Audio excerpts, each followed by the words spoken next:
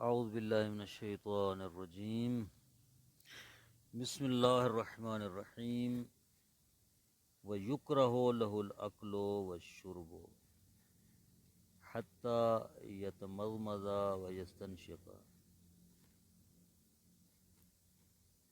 أَوْ يَتَوَضَّأَ فَإِنْ أَكَلَ قَبْلَ ذَلِكَ خِيفَ عَلَيْهِ الْبَرَسُ وروي أنه يورث الفقر ويتعدد بتعدد الأكل والشرب مع التراخي عادة لا مع الاتصال۔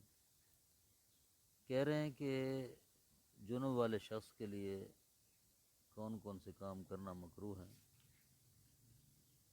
محرمات گزر چکے ہیں کہ اس کے لیے کون کون سے محرمات ہیں وہ بیان ہو چکے ہیں، اب مکروہات کو بیان کر رہے ہیں۔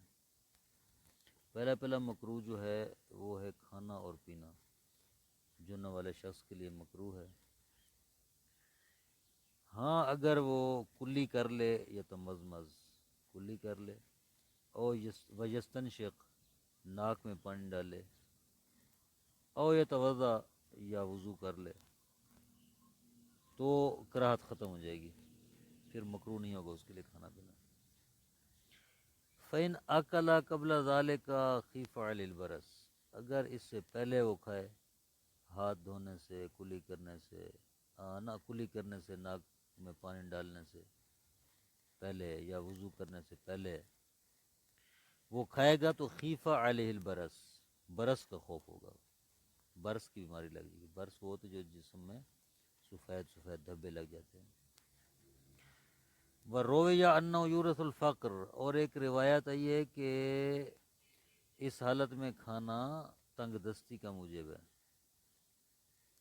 فقر کا موجب ہے۔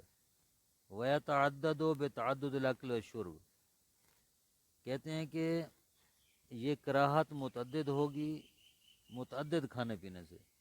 ایک مرتبہ اس نے اس حالت میں پانی پی لیا مثلا، تھوڑی دیر بعد پھر پی لیا، تھوڑی دیر بعد پھر پی لیا، ٹھیک ہے؟ تو جتنی مرتبہ وہ کھائے گا پیے گا اتنی مرتبہ وہ اس نے مکروہ کا انجام دیا ہے، کراہت بھی متعدد ہوتی جائے گی۔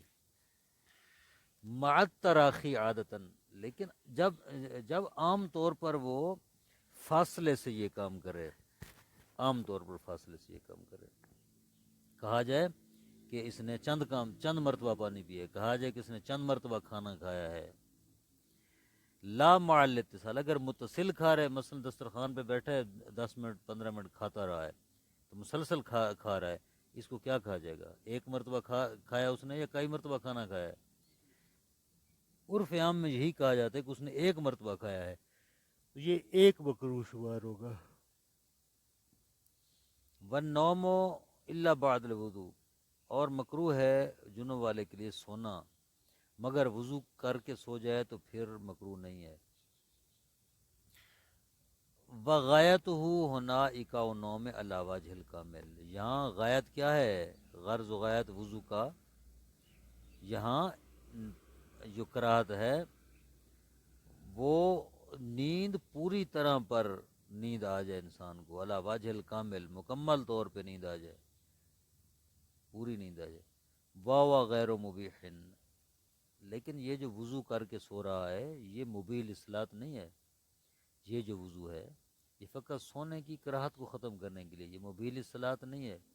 یا کوئی ایسا کام نہیں کر سکتے اس وضو کے ساتھ جو وضو کے ساتھ کیا جا سکتا ہے، مثلا قرآن کے حروف کو الفاظ کو ہاتھ نہیں لگا سکتے، ائمہ کے نبی کے الفاظ کو ہاتھ نہیں لگا سکتے، قرات عظیم نہیں پڑھ سکتے وغیرہ وغیرہ۔ اما لأن غایت الحدث اما لأن غایتہ الحدث او لأن المبیح للجنب هو الغسل خاصتا مگر جس کی غایت حدث ہو یا اس لیے کہ وہ مباح ہو، وضو جنب کے لیے وہ غسل ہے صرف، یعنی جو چیز حدث کو دور کرتی ہے اور مبیح للصلاۃ وہ صرف غسل ہے جنوب شخص کے لیے۔ جنوب والا شخص بے شک جتنے مرضی وضو کرتا رہے وہ مبیح للصلاۃ بھی نہیں ہوتے اور رافع حدث بھی نہیں ہوتے، وہ صرف غسل ہوتا ہے۔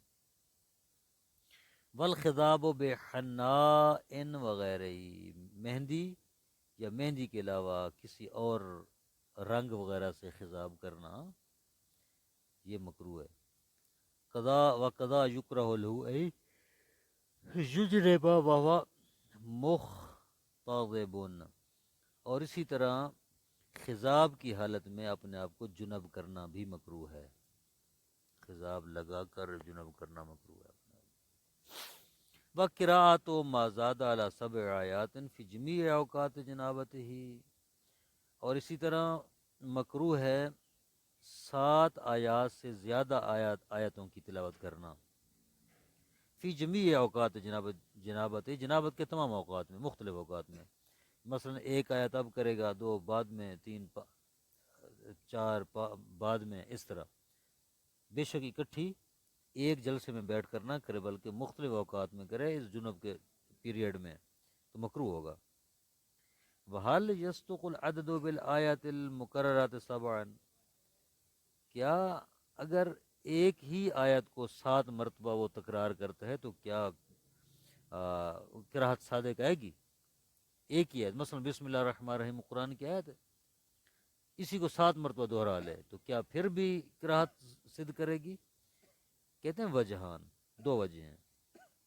ایک وجہ یہ کہ ہاں چونکہ اس نے ایک ہی آیت کا تکرار کیا ہے تو وہ بھی تو آیت ہے، آیت کے ایک ہی آیت کے تکرار سے تکرار صادق آتا ہے، 7 مرتبہ پڑھنا صادق آتا ہے، لہذا مکروہ ہے۔ اور دوسری وجہ یہ کہ نہیں آتا، اس لیے کیونکہ جو انصراف ہے انسان کا، جو ذہن ہے، عقل ہے، وہ اس بات کی طرف جاتا ہے کہ یار وہ ایک ہی آیت پڑھ رہا ہے، اس نے کچھ زیادہ آیتیں پڑھنی ہیں، پڑھی تو ایک ہی آیت ہے، بے شک دوہرائی ہے، ٹھیک ہے۔ تو بہرحال یہ 2 نظریات ہیں اس میں۔ والجواز فی المساجد غیر المسجدین، مسجد مکہ اور مسجد مدینہ کے علاوہ دیگر مساجد میں سے گزرنا مکروہ ہے، ایک دروازے سے داخل ہو کر دوسرے سے گزر جانا مثلا وہ مکروہ ہے۔ بأن یکون المسجد بابان، کیا معنی اس گزرنے کا؟ کہتے ہیں کہ مسجد کے لیے 2 دروازے ہوں، فیدخل من احدہما ویخرج من الاخر، ایک سے داخل اور دوسرے سے نکل جائے، یہ مکروہ ہے۔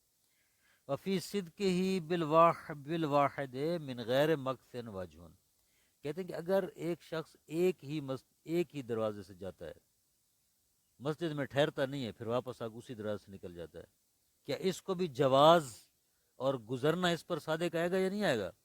کہتے ہیں واجہ ہونا، اس میں بھی ایک واجہ ہے، یعنی گزرنا صادق آئے گا اس کے لیے، یعنی مکروہ ہوگا۔ ٹھہرنا تو حرام ہے، اگر ٹھہرے گا تو پھر تو حرام کے زمرے میں چلا جائے گا، جیسے پیچھے گزرا ہے، ٹھہرا نہیں ہے، گیا دروازے سے پھر فوراً واپس پلٹ آیا ہے اسی دروازے سے، ٹھہرا نہیں ہے، تو یہ مکروہ ہے۔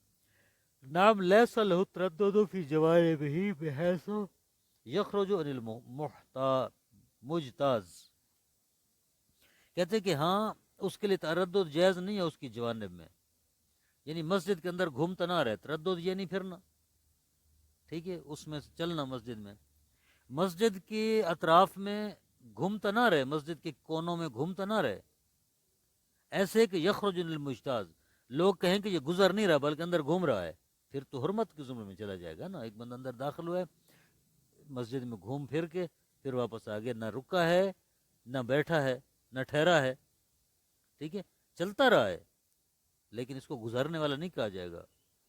اگر یہ کہا جائے کہ یہ مسجد کے اندر گھوم رہا ہے تو وہ حرام کے زمرے میں چلا جائے گا، مکروہ نہیں ہے۔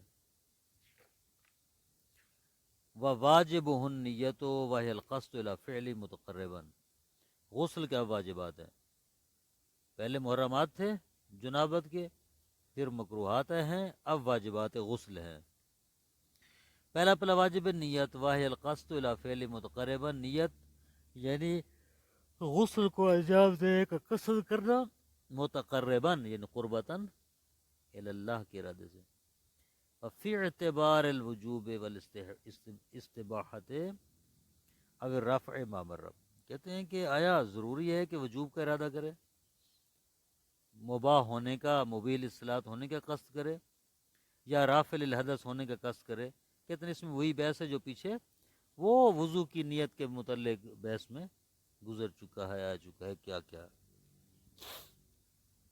مقارنتاً لجزء من الرأس ومنه رقبتو ان کا نہ مرتباً، وہ نیت ملی ہوئی ہو سر کی جز کے ساتھ، جب سر دھونے لگے، سر دھونا شروع کرے تو اس ٹائم نیت پہلے کرے، پھر سر دھونا شروع کر دے، سر کے حصے پہلے جز کے ساتھ وہ نیت ملی ہوئی ہو۔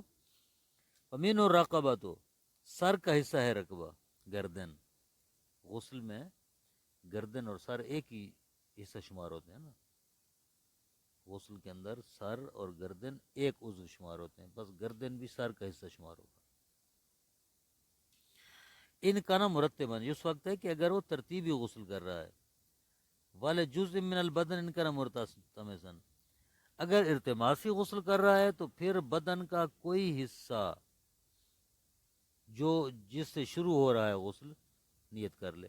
مثلا وہ چھلانگ لگا رہا ہے نہر میں، بڑے پانی میں، کھلے پانی میں چھلانگ لگا کر ارتماسی کر رہا ہے، تو ظاہر ہے سب سے پہلے اس کے پاؤں اس میں پانی کے ساتھ ٹکرائیں گے، تو اس وقت نیت کر لے۔ بل نہ بحیثو یتبعہ الباقی بغیر مہلت، یہاں تک کہ باقی جسم اس پہلے جز کے ساتھ پانی میں چلا جائے بغیر فاصلے کے۔ وغسل غسل الرأس والرکبت اولا لا ترتیب بینہما، اور دوسرا واجب یہ ہے کہ سر اور گردن کو دھوئے پہلے، ان میں کوئی ترتیب نہیں ہے، پہلے سر دھوئے بعد میں گردن دھوئے یا برعکس کر لے، اس میں کوئی فرق نہیں ہے کیونکہ ایک ہی عضو ہے یہ۔ لأنہما فیہ عضو واحد، چونکہ یہ دونوں سر اور گردن غسل میں ایک ہی عضو شمار ہوتے ہیں۔ ولا ترتیبہ فی نفس اعضاء الغسل، اور خود غسل کے اعضاء میں کوئی ترتیب نہیں ہے، بین الاعضاء ترتیب ہے لیکن خود ایک ہی عضو میں کوئی ترتیب نہیں، اوپر سے نیچے دھو یا نیچے سے اوپر دھو۔ بل بینہا، بلکہ بین الاعضاء ترتیب ہے، پہلے سر اور گردن، پھر دایاں پھر بایاں، اگر برعکس کرے گا تو صحیح نہیں ہوگا۔ لأن بل بینہا کا اعضاء مس الوضو، وضو کے مسے والے اعضاء کے درمیان، وہاں بھی ایسے ہی ہے، ٹھیک ہے، بے خلاف اعضاء غسل، وضو کے دھونے والے اعضاء کے خلاف۔ کیوں؟ فإنه فیہا و بینہا، اس لیے کہ جو وضو میں دھونے والے اعضاء ہوتے ہیں، خود عضو کے اندر بھی ترتیب ہے اور بین الاعضاء بھی ترتیب ہے، یعنی عضو کو بھی اوپر سے نیچے کی طرح دھونا، نیچے سے اوپر نہیں دھو سکتا، اور بین الاعضاء بھی، یعنی دائیں بازو سے پہلے بایاں نہیں دھو سکتا، پہلے دائیں دھوگا پھر بایاں دھوگا، پہلے سر کا مسا وغیرہ۔ ثم غسل الجانب الایمن ثم الیسر، پھر دائیں طرف پھر بائیں طرف، کما وصفنا، جسے ہم نے بیان کیا ہے کہ بین الاعضاء بین العضو، یعنی فی نفس العضو ترتیب نہیں ہے، اوپر سے نیچے بھی دھو سکتا ہے۔ والعورت تابعۃ للجانبین، شرمگاہ کہاں ہوگی؟ کہتے ہیں شرمگاہ دونوں اطراف کے تابع ہوگی، تو کیا کرے؟ وَيَجِبُ إِدْخَالُ جُزْءٍ مِّنْ حُدُودِ كُلِّ عُضْوٍ مِّن بَابِ الْمُقَدَّمَةِ كَالْوُضُوءِ، پر واجب ہے کہ ہر حد کا کچھ حصہ من باب المقدمہ دوسری حد میں داخل کرے۔ کیسے؟ مثلا دائیں طرف دھونا چاہے تو من باب المقدمہ واجب ہے کہ تھوڑا سا بائیں طرف کا حصہ بھی اس میں شامل کرے، اس طرح بائیں طرف دھوتے ہوئے دائیں طرف کچھ سب تک اچھے انداز سے وہ جوائنٹ جو ہے ہاں لگ جائے، در بیچ میں کوئی جگہ خشک نہ ہو۔ کل وضو میں بھی ایسے ہی ہے، کہا تھا وضو میں بھی کہ من باب المقدمہ کیا کرے؟ چہرہ دھوتے وقت ادھر ادھر بھی تھوڑا سا ہاتھ گھما لے، یا من باب المقدمہ بازو دھوتے وقت تھوڑا سا کونی سے اوپر دھو لے۔ وَتَخْلِيلُ مَانِعِ وصول الماء إلى البشرة، اور واجب ہے کہ جلد تک پانی پہنچنے سے جو چیز مانع ہے اس کو دور کر لیا جائے۔ بِأَن يُدْخِلَ الْمَاءَ خِلَالَهُ إِلَى الْبَشْرَةِ، اس کا معنی کیا ہے؟ یعنی اس کے نیچے سے چمڑے تک پانی پہنچانا ضروری ہے۔ بے شک وہ چیز کھڑی ہے، یہاں مثال کے طور پر پٹی بندھی ہوئی ہے، پانی نقصان نہیں دے رہا، تو اس کے اوپر پانی ڈالے اس انداز سے کہ جلد تک پانی پہنچ جائے۔